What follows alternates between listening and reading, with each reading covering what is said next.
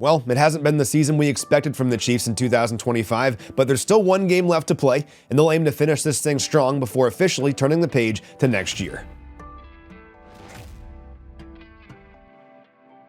Well, the Chiefs fought hard on Christmas night and nearly pulled the upset over Denver despite missing numerous impact players up and down the roster. The Chiefs have 20 players on injured reserve right now, including their top 2 quarterbacks, their top 3 tackles, their top receiver, their top 2 corners, and their starting kick returner, among others. That's just kind of how things have gone for the Chiefs this year, but there is a silver lining. It's the opportunity to see what some younger players can do, and after a pretty disappointing game across the board against Tennessee a few weeks ago, numerous young players stepped up and made some plays against Denver. Notably, how about the duo of Esa Pole and Chu Godric at left and right tackle against the best pass rush in football? The Broncos entered last week with the most sacks of any team in the NFL and 13 more than second place. Well, across 52 combined pass blocking snaps, so 26 each, those two combined to allow just 4 pressures all game.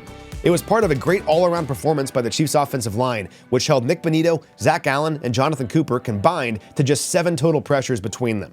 This was a great opportunity for those guys, specifically Godric and Pole, to put some good football on tape against a great opponent, and they did that. That's something you can build on going into next year. The same can be said for running back Brashard Smith, who found the end zone for the first time in his career on Thursday night. Brashard looked a lot like Jerick McKinnon on this touchdown. That's exactly the sort of role I think he could grow into next year. And how about his 44-yard punt return in the second half?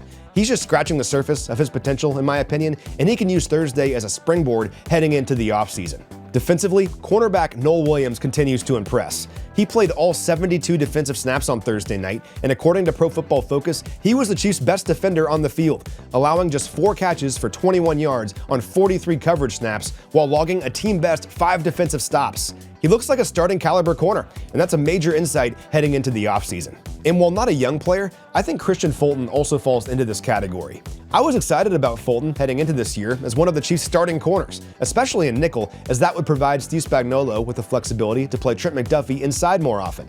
Well, Fulton was hurt throughout the entirety of the offseason training program and never really got going as a full-time member of the Chiefs defense until Thursday, and he was excellent, allowing just 1 catch across 45 coverage snaps, several of which took place against Courtland Sutton.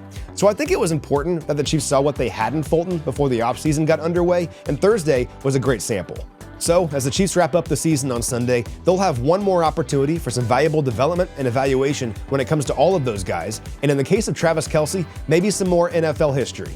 Kelce passed Anquan Boldin for sole possession of the 9th most catches in NFL history last week, and with just 2 more receptions, he'd pass Terrell Owens for 8th place on that list. Other than Owens, only Jerry Rice, Larry Fitzgerald, Tony Gonzalez, Jason Witten, Marvin Harrison, Chris Carter, and Tim Brown have more career catches than Kelce. Just think about that for a second. He's one of the greatest players to ever take the field in the history of the NFL. And while Sunday's game can't get the Chiefs to the playoffs, it's always fun to see Travis Kelce climb up the NFL record books.